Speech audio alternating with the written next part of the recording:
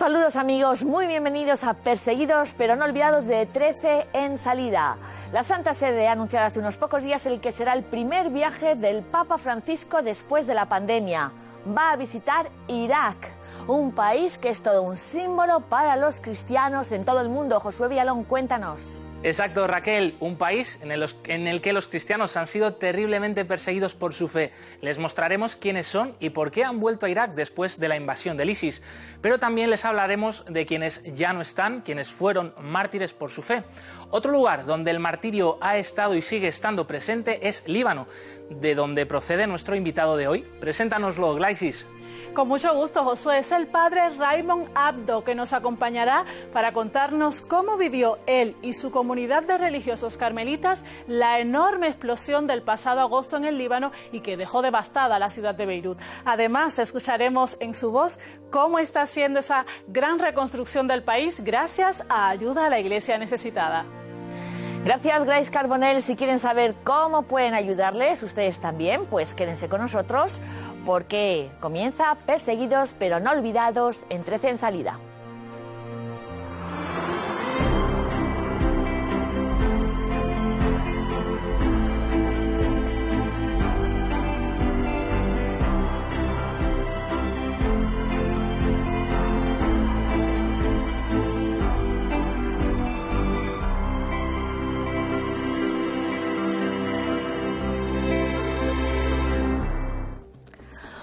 Hoy comenzamos el programa con una gran noticia, la del primer viaje del Papa Francisco después de la pandemia del coronavirus. Como ya saben, va a ser Irak del 5 al 8 de marzo del 2021 y está previsto que visite Bagdad, Mosul, la llanura de Nínive, Ur, la ciudad de Erbil en el Kurdistán y también Caracos en la misma llanura de Nínive. Un momento pues tremendamente especial para estos cristianos que tuvieron que dejarlo todo en el 2014 y abandonar sus hogares ante la llegada del Daesh. La opción era huir o morir. A todos ellos los va a visitar el Papa Francisco, una pequeña minoría que nos lo ponen en primer lugar este Papa Francisco.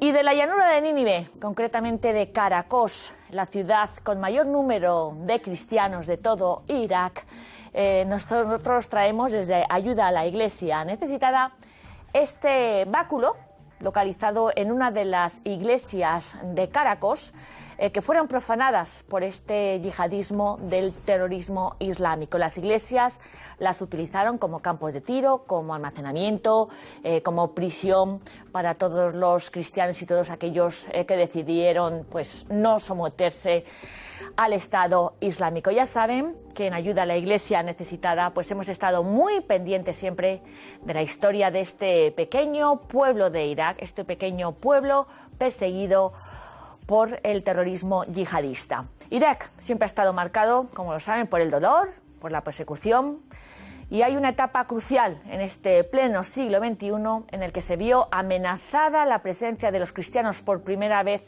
en serio en este país. Fue cuando dejaron de sonar las campanas en Nínive. Por primera vez no se celebró una Eucaristía en todo el norte de este país milenario. Nos lo va a contar Grace Carbonell. Sí, Raquel, el Estado Islámico irrumpe en Irak en 2014 con una gran ofensiva sobre el norte del país hasta conquistar la ciudad de Mosul y la llanura de Nínive. 125.000 cristianos se vieron obligados a abandonar sus casas y más de 5.000 familias huyeron de Irak. Esa conquista de Mosul y de las zonas del norte hizo que el Daesh se fortaleciera militarmente. Solo los peshmergas, que son combatientes kurdos, consiguieron hacerles frentes y de ese modo Erbil, capital del Kurdistán iraquí, se convirtió en refugio para esos miles de cristianos y yazidíes que huían de los terroristas. Es difícil saber cuántos cristianos habitan actualmente en Irak. Lo que sí se puede decir es que el Kurdistán ha sido y es el salvavidas de las minorías religiosas ante los exterminios del Estado Islámico. Fue la primera vez que ciudades como Caracos, Tel Kef o Karamlesh se quedaron vacías de cristianos. En los últimos 10 años, la población cristiana en Irak, amenazada por el terrorismo, ha disminuido de de 1,5 millones de personas a poco menos de 300.000. Eso sí, estén donde estén, lo que sí es seguro es que esta gente mantiene su fe más firme que nunca y además con un gran espíritu de misericordia como el de Miriam. Recordarán a esa niña que, pese a lo vivido, perdona y sigue adelante. Un sueño que está siendo realidad gracias al apoyo y al gran proyecto de reconstrucción de los pueblos cristianos de la llanura de Nínive, en el que ayuda a la iglesia necesitada juega un papel fundamental. Miriam huyó de su casa cuando, en 2014, el Estado Islámico invadió Caracos, la ciudad cristiana más grande de Irak. Entre el estruendo de las bombas que caían, ella y su familia salieron corriendo para salvar sus vidas. Lo que nos quitaron era todo material. Ellos no pudieron quitarnos nuestro alma, nuestro amor, nuestra vida. Así que todo está bien. Si Dios lo desea, nos lo devolverá. No siento odio, pero doy gracias a Dios porque me ha hecho sentir en paz. Y he demostrado a todos los que viven en Caracos que somos más cristianos que antes. Más de 120.000 cristianos vivieron esta misma experiencia de tener que dejar atrás su hogar, su tierra. Sin embargo, Miriam, con tan solo 9 años, mostraba su ser misericordioso hacia los terroristas de Daesh. Estoy enfadada porque ellos nos enviaron lejos de nuestros hogares, pero no los odio porque no quiero odiar a nadie. Tras la guerra de 2003 y luego con la invasión islámica, los cristianos en Irak han experimentado un camino de cruz que pasa por las atrocidades cometidas contra ellos, la ola de violencia y la vorágine de terrorismo sectario. Pero nada puede borrar la huella de 2000 años de cristianismo que les hace perdonar, como lo ha hecho esta niña iraquí. Lo aprendí de Dios, Él me enseñó a perdonar, también la forma de vida de mi padre y mi madre. Tras la huida, Miriam estuvo en un campo de refugiados de Erbil, la capital del Kurdistán iraquí. Ahora es una adolescente y poco a poco va reconstruyendo su vida al lado de su familia y con la esperanza de seguir escribiendo la historia del cristianismo desde su tierra iraquí. El testimonio de Miriam de perdón dio la vuelta al mundo, como el testimonio de todos estos cristianos iraquíes, de que ninguno de ellos renunció a su fe, no renegaron de su fe a Jesucristo. Nosotros les acompañamos en el Kurdistán gracias a la colaboración, al apoyo de todos ustedes, que les construimos estos containers para que estuvieran allí, y luego a la llanura de Nínive, cuando se liberó del Estado Islámico y volvimos a reconstruir sus casas, sus hogares, sus iglesias, sus ciudades. Pues por primera vez un papa va a poner pie en Irak el próximo mes de marzo. Y ahora vamos a escuchar cómo han recibido esta noticia los cristianos iraquíes. Una noticia que recibieron de manera sorprendente. Vamos a hablar a continuación con un sacerdote sirocatólico de Caracos, como hemos dicho, la primera ciudad con mayor número de cristianos de todo Irak, en el norte, y en la que va a estar el Papa Francisco. Nos acompaña Naim Shoshandi, que es sacerdote sirocatólico de Caracos y que está ahora mismo residiendo en España. Bienvenido, Abuna Naim. Muchas gracias, un saludo a todos, Raquel. Espero que estéis todos bien. Estamos bien. ¿Cómo estáis todos vosotros? ¿Cómo han recibido las comunidades cristianas de tu país este anuncio del viaje del Papa? ¿Qué va a significar para ellos, Naim? Pues, Raquel, de verdad, con el tiempo que estamos viviendo, el tiempo de Adviento, hemos recibido esta noticia que es llena de alegría, de esperanza. Todos estamos emocionados. Llevamos mucho tiempo esperando esta visita, esta noticia. Siempre que visita un país el Santo Padre, le preguntamos por qué no viene a nuestro país, Irak. No hay cristianos aquí. Considero la visita como el paso más maravilloso que podía dar el Santo Padre. Ya la situación es compleja y es difícil. Para garantizar al día de hoy el viaje llega a realizarse, pero será, como has dicho, la primera vez que un papa visite Irak, la tierra de Abraham, padre de los profetas. Pues ya todos lo sabemos, la fecha que va a visitar el Santo Padre a Irak, en el 5 o el 8 de marzo de 2021. Va como por invitación enviada por el presidente del país y la Iglesia Católica local. Visitará Bagdad, capital del país, Ur de Abraham, Erbil, Kurdistán iraquí, Mosul o Nínive, la tierra del profeta Jonás, hasta va a llegar a Caracos, mi querida ciudad, la llanura de Nínive, que son muchos lugares vinculados a la fe cristiana y al martirio de los residentes tras los bombardeos y la depreciación sufrida por el Daesh y el ISIS. Tanto estos lugares sagrados, monasterios, iglesias, como las iglesias de la llanura de Nínive, Caracos, con 8 pueblos, totalmente eran cristianos, han sido restaurados con la ayuda de la iglesia necesitada, especialmente la iglesia española. Yo quiero decir solo una palabra, gracias, de verdad. Así el Papa Francisco está cumpliendo el sueño del Papa San Juan Pablo II, que no pudo visitar Ur, siguiendo los pasos del profeta Abraham al finales del año 1999. Sí, Naim, efectivamente el Papa va a visitar Caracos, tu ciudad, de la que saliste en estampida este famoso 6 de agosto de 2014, cuando llegaron estos hombres encapuchados de negros con las banderas del Daesh y les dijeron a todos que se fueran, que te fueras tú y tu familia. Y también Mosul, la que fue la capital de todo el califato islámico. Es muy significativo, ¿no?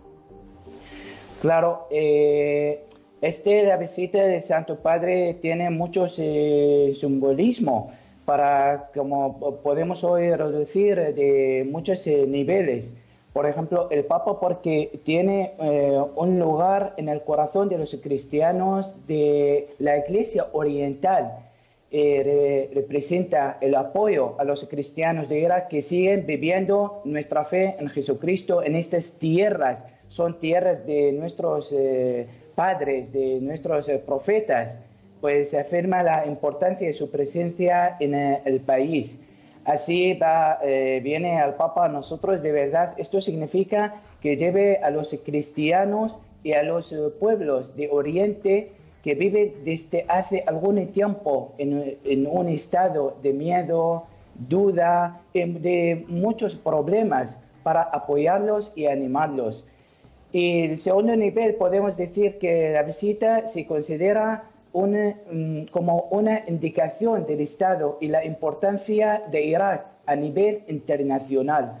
Y tercer nivel, podemos decir también la visita del Papa a Nínive o Mosul y Caracos, especialmente en la llanura de Nínive, será muy simbólica después de que los seguidores del Daesh o ISIS buscaran expulsar a la gente de Nínive de su patria histórica. Por eso esos son momentos históricos en estos lugares. Claro que sí, momentos históricos para Irak, para Oriente Medio, para el mundo y para el cristianismo, para todos nosotros. Tú vas a ir, supongo, ¿no? Vas a estar en marzo con el Papa, ¿no, Naim? Sí, claro.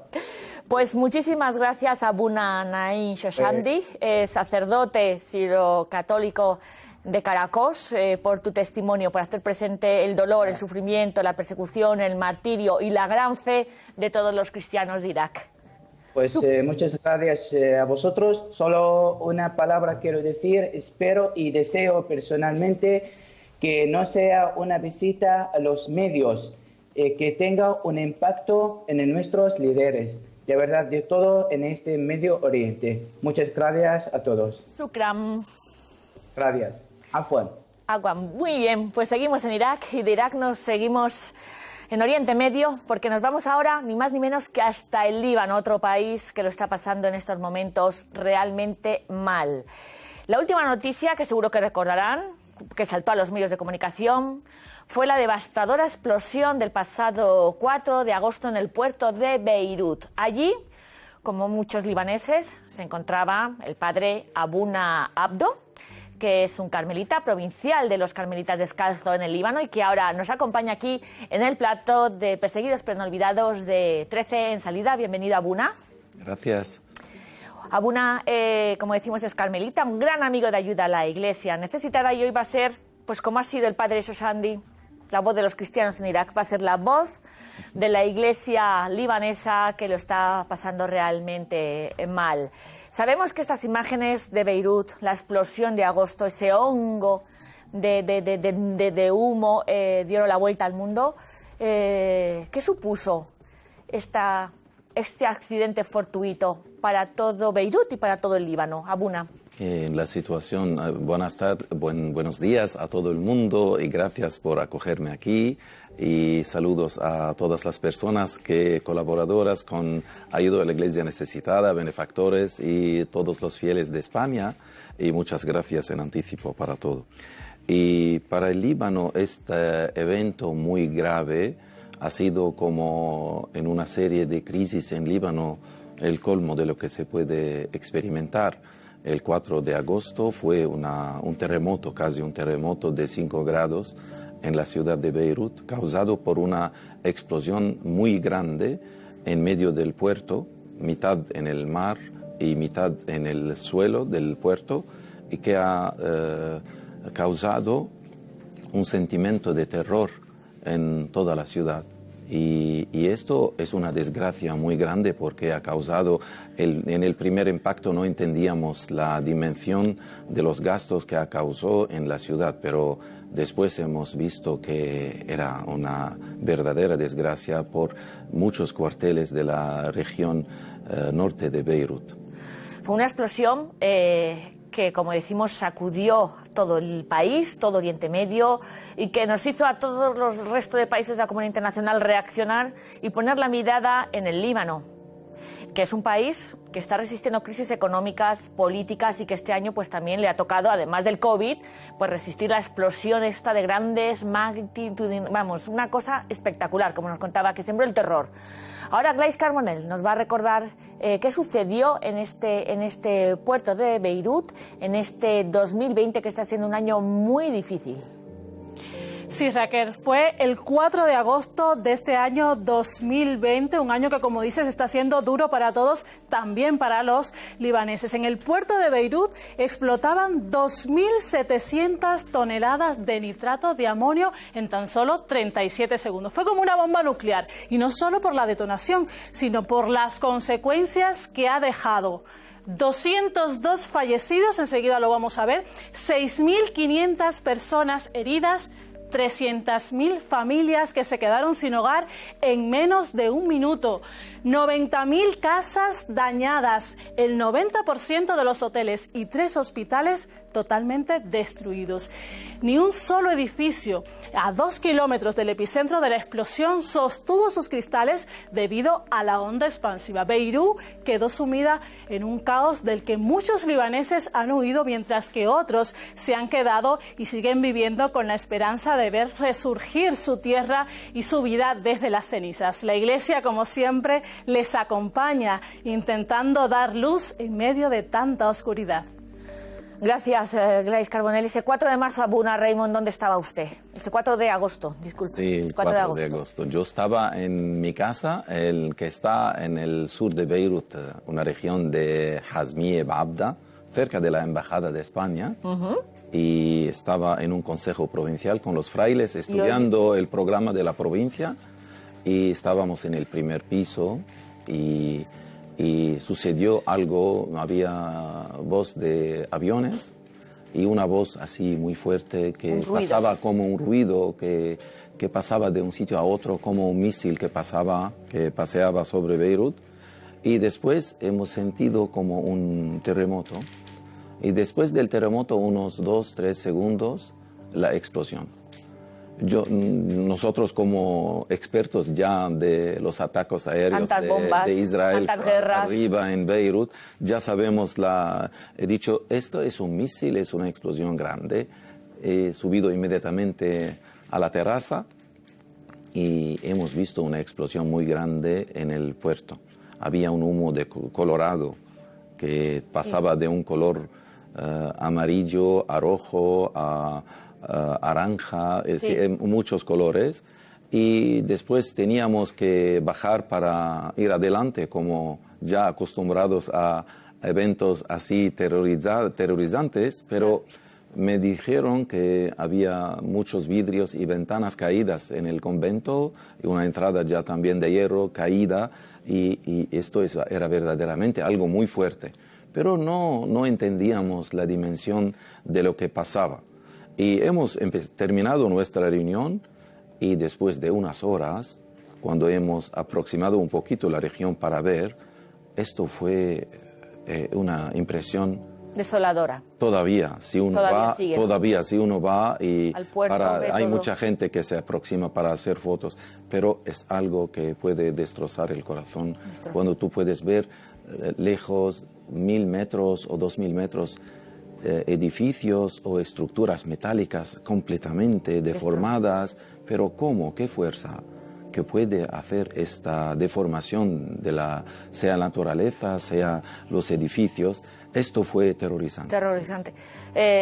No nos podemos hacer ni idea lo que puede llegar a hacer eso en un país que es del tamaño de Asturias. Imagínense esa explosión en el puerto, ¿no? Una locura.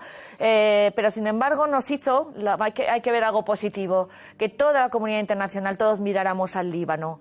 Esto está siendo la puntilla para que la inmigración, sobre todo de los cristianos, de los maronitas, de las 18 confesiones que hay allí cristianas, tengan miedo, inseguridad, hartazgo y dejen Líbano y Oriente Medio. ¿Qué puede suponer para este país, Abuna, que la Iglesia, los jóvenes dejen Líbano? Bueno, antes de contestar a esta cuestión, quiero decir una cosa, que inmediatamente después de la explosión, como tenemos 2 tercios de la región alrededor de la explosión es un territorio cristiano, donde hay parroquias y hay familias, obispados, hospedales y todo. Y muchísima gente, jóvenes sobre todo, que bajaron en la ciudad para limpiar, para ayudar a las familias. Y esto es un fenómeno que revela que la gente por sí misma, aunque el gobierno no hizo ningún movimiento para ayudar a la gente hasta ahora, y la gente se ayudó a sí misma con ayuda de la Iglesia y las organizaciones de la Iglesia, como ayuda a la Iglesia necesitada, pero también mucha gente de fuera y aún algunos de gobernantes han ayudado para ayudar las familias que perdieron sus casas, al menos limpiar, porque, sabes, más de... Bueno, no puedo contar las casas, pero al menos 100.000 casas estaban abiertas de ventanas y puertas por casi un mes, y que no había nada, todo un cuartel muy abandonado, y esta onda muy fuerte de voluntariado y de ayuda con caridad es un signo, hay que subrayar esto. Hombre, que hay una explosión como la que hay, salgan los jóvenes a limpiar con bolsas, con escobas, a recoger los cristales de sus iglesias, desde luego es un gesto para mirar. De todas las regiones del país. Y otra cosa muy importante, la gente en Líbano está muy desesperada de la situación, sea política, sea de seguridad, sea económica. Y esta reacción revela que dentro del corazón de cada uno, aunque tengamos problemas, siempre hay algo de bueno que tiene que salir en el momento de crisis, y ha salido fuera esto. Y es muy importante saber que hay muchas familias que han vuelto de fuera, porque tenemos tendencia a que huir de la guerra y de los problemas, han vuelto para ayudar. Esto como un signo de solidaridad con esas familias.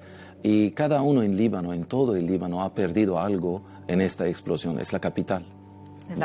Es la capital, nuestra vida. Todos tenemos alguien que trabaja. y todos esos muertos era un drama. Un drama. Niñas, niños, jóvenes. Un horror, un horror. Bueno, efectivamente, de crisis, de una gran crisis pueden salir y salen siempre cosas muy positivas y verdaderas. Nos vamos a centrar ahora en estos momentos en unas intervenciones, en unos gestos que el Papa Francisco ha tenido, pues muy cercanos con todo el dolor del pueblo libanés. Nos lo va a resumir nuestra directora de contenidos de 13, Irene Pozo.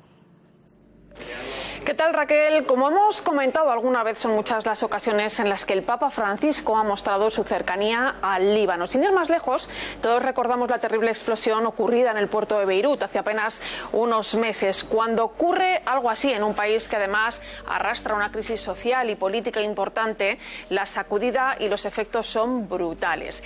El Papa quedó tremendamente conmocionado por lo ocurrido en este país, que, como él mismo recordó, es un modelo de convivencia y tolerancia único en la región, y ese patrimonio es el que no puede perderse. Como dijo el Santo Padre, es importante que se conserve la presencia cristiana en un país en el que conviven 17 denominaciones religiosas y un país de esperanza. Fíjate, Raquel, porque el Papa Francisco envió a su secretario de Estado a la zona el mismo día en el que se celebraba esta jornada de oración.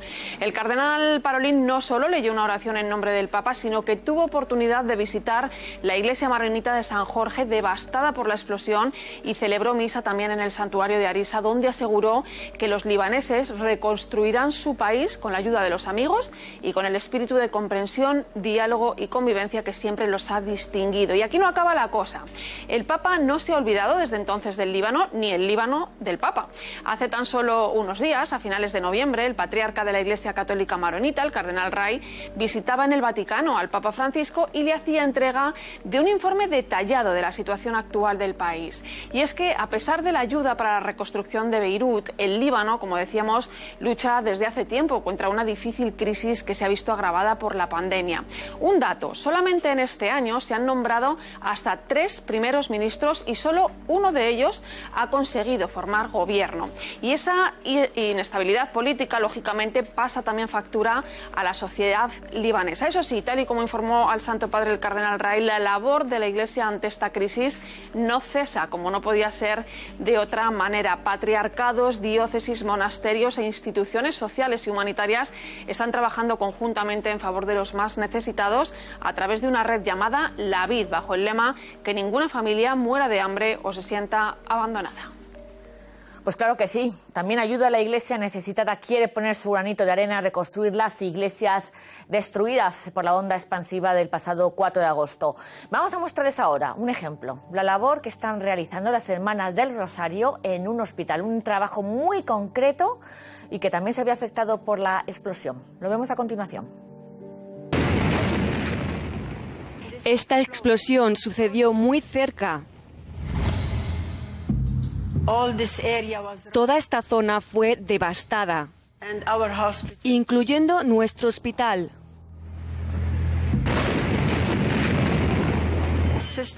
Las hermanas y las enfermeras evacuaron a los pacientes. De pronto, la gente de la zona acudió a urgencias para atender a los enfermos. Lloré fuertemente, pero escuché una voz en mi interior que decía: estoy aquí, Dios está aquí, Dios nunca os dejará solos. Nuestro convento está en el último piso de este edificio. Si no estuviese el convento, ¿quién cuidaría a estas pobres personas? Cuando terminamos nuestro trabajo, todavía seguimos de guardia hasta la medianoche con las enfermeras. Cuando alguien se está muriendo, nos llaman para darle la unción. Yo nunca he visto a Dios caminar en la tierra, pero sé que viene a nosotros a través de nuestros benefactores. Por eso quiero decir a todos nuestros benefactores: ayúdenos a reconstruir este convento, ayúdennos a quedarnos aquí. No queremos irnos y abandonar a estas pobres personas. Abuna Raymond, es importantísima la presencia de cristianos en Líbano y en todo Oriente Medio. Rápidamente, ¿por qué? Los cristianos del Líbano no son una comunidad nueva, es una comunidad enraizada en una historia que es más larga de 13, 14 siglos y gente que no solamente conoce a Jesucristo, pero conoce la obligación de proclamar la palabra y la fe. Y no solamente en lengua occidental, que ya tienen los libaneses la cultura occidental, pero en lengua árabe, donde el mundo islámico, ahora con el fanatismo islámico que se está expandiendo mucho en la región árabe, hay un corazón de la Iglesia que bate muy fuerte y que quiere decir Cristo a esta gente.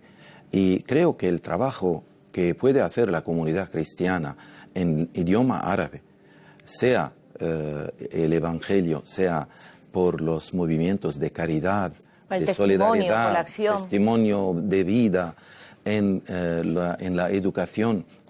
Sabes que la educación en el Líbano, en el mundo árabe, está dirigida por gran parte, que es casi la mitad, por colegios e instituciones universitarias y hospitales también, institutos sanitarios, dirigidos por la Iglesia. Y esto es un testimonio muy fuerte para la Iglesia, para decir Cristo y su amor a este mundo que lo necesita mucho. Efectivamente, pues muchísimas gracias, Abuna. Shukran, Abuna Raymond, Dios te bendiga. Superior de los Carmelitas Descalzos en todo el Líbano. Vamos a estar muy pendientes, hablaremos mucho más en los próximos programas del Líbano, porque tenemos que apoyar a esta iglesia antigua, la única que puede llevar el mensaje de Jesús al Líbano y a Oriente Medio. Sin cristianos no va a ser igual ni Líbano, ni Oriente Medio, ni todo el tablero internacional. Seguiremos hablando del Líbano y ahora, pues como cada semana, nos vamos a conectar con nuestro compañero Josué Villalón, que nos va a recordar los eventos más importantes que tiene nuestra Fundación Ayuda a la Iglesia Necesitada y las principales novedades de la vida, del día a día. Muy buenos días, Josué, bienvenido. Hola Raquel, vaya programa más especial estamos teniendo con el padre Raymond Abdo de Líbano, para quienes se queden con ganas de escucharle hablar con más detalles sobre los cristianos en Líbano y la importancia de este país de Oriente Medio. Lo van a poder hacer en un encuentro digital que va a tener lugar este jueves 17 de diciembre a las 7:30 de la tarde a través del canal de YouTube de Ayuda a la Iglesia Necesitada. Tienen toda la información y el acceso en la web ayudalaiglesianecesitada.org. Voy a estar, y todos aquellos que se han quedado con más ganas de conocer más de la Abuna Raymond, pues que se conecten, porque todos estamos aprendiendo tanto de nuestros hermanos del Líbano, bueno, pues que es importantísimo para nuestra fe aquí en España. Eso es, pocos sabíamos que el Líbano es parte también, por ejemplo, de Tierra Santa, la tierra de Jesús, y que, por ejemplo, una de las comunidades cristianas más importantes de todo Oriente Medio son los cristianos maronitas, que tienen su origen precisamente en este pequeño país. Otra oportunidad única que tienen nuestros espectadores de unirse a los cristianos de Líbano es a través de la misa que va a ser televisada aquí en 13, el próximo lunes 4 de enero a las 11 de la mañana. Esta Eucaristía será presidida por don Jesús Rodríguez Torrente, asistente eclesiástico de Ayuda a la Iglesia Necesitada. Muy bien, pues para todas las personas que estén en casa, que no puedan salir, que tengan miedo, que se encuentren enfermos, bueno, pues pueden acudir a la misa del domingo por la mañana, ¿verdad, Josué? Así es, efectivamente. Y ya para terminar, que más información sobre la Iglesia en Líbano, sobre esta campaña Líbano Resiste de Ayuda a la Iglesia Necesitada para sostener a los cristianos libaneses afectados por esta explosión del puerto de Beirut. Lo tienen en el boletín digital, un boletín totalmente gratuito al que pueden acceder a través de la web ayudalaiglesianecesitada.org. Y esto es todo por esta semana, Raquel. Un fuerte abrazo, un saludo para todos. Gracias a ti, Josué Villalón. Y ahora nos vamos con Álvaro de Juana, que nos trae las noticias de manera resumida de toda esta iglesia pobre, marginada, perseguida en el mundo y lo que ha sucedido pues en los últimos días. Nos lo cuenta como siempre Álvaro. Por desgracia, tenemos que hablar una vez más de Mozambique y del conflicto que se vive en este país. De ello ha dado cuenta también Monseñor Luis Fernando Lisboa, obispo de la diócesis de Pemba. Dice que la guerra, que va ya por su tercer año, ha matado a más de 2.000 personas y ha provocado más de 500.000 de desplazados. Subraya que la guerra solo tiene perdedores, pero los que más sufren son los más pobres. Y menos mal que siempre hay alguna luz en medio de la oscuridad, ¿verdad? Bueno, Pues la luz de la paz de Belén ya ha llegado a nuestro país. La Catedral de la Almudena ha sido la primera en recibir la llama proveniente de la Gruta de la Natividad y llevada por integrantes del movimiento Scout católico en una celebración presidida por el cardenal Carlos Osoro. Por razones obvias, este año la luz está siendo repartida de forma telemática. Se trata de una tradición que nació en Austria en 1986 y que este año responde al lema "Y la luz brilla en la tiniebla". Y la Conferencia Episcopal ha convocado a todos los católicos, ya saben, a una jornada de ayuno y de oración para este miércoles 16 de diciembre. Los obispos han invitado a pedir a Dios que inspire leyes que respeten y promuevan el cuidado de la vida humana. La Iglesia tilda la próxima aprobación de la ley de la eutanasia de especialmente grave, que instaura una ruptura moral que supone un cambio en los fines del Estado, de defender la vida a ser responsable de la muerte infringida. Además, la Conferencia Episcopal pone a disposición de los fieles la primera app oficial en español para rezar la liturgia de las horas, disponible en iOS y Android, donde suma ya más de 10.000 descargas. Se trata de una aplicación que ha sido posible gracias al sello editorial Libros Litúrgicos del Servicio de Publicaciones de la Conferencia Episcopal y al Departamento de Desarrollo Digital del Grupo COPE. Es gratuita y funciona en todos los dispositivos móviles, así como tabletas, una iniciativa que parte de los obispos de nuestro país para facilitar la oración litúrgica en aquellas situaciones como los desplazamientos en los que no sea posible disponer de los libros litúrgicos oficiales. Lord de la Iglesia del Líbano, que necesita nuestra ayuda, y también con la satisfacción, la alegría plena de saber cómo van a recibir los cristianos de Irak esta próxima visita del Papa Francisco a su país. Más noticias de esta Iglesia que celebra, que sufre y que vive su fe en la página web de Ayuda a la Iglesia Necesitada. Y como siempre, aquí los martes después del Cascabel o los domingos por la mañana, justo antes de la misa dominical. Hasta entonces, amigos.